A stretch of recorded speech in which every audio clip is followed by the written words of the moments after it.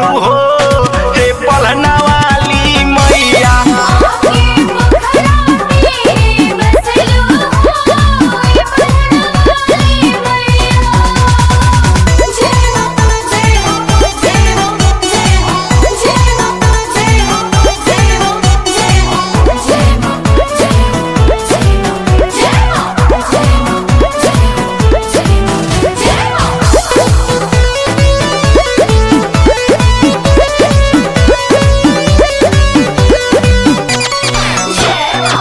केहू चढ़ावे है नरियल चुनरिया, केहू चढ़ावे करहिया हो।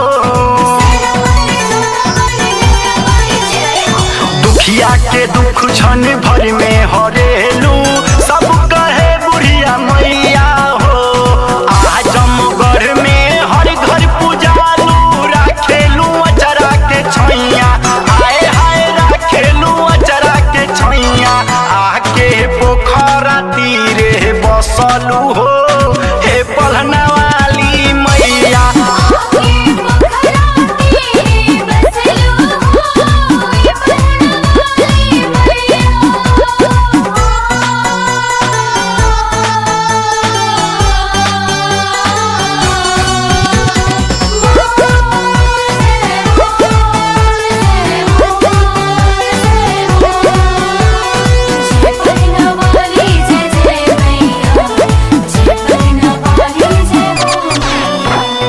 जगमग जोरे माई धूप अगियारी, भक्तन के भीड़ लगे तोहरा दुआरी।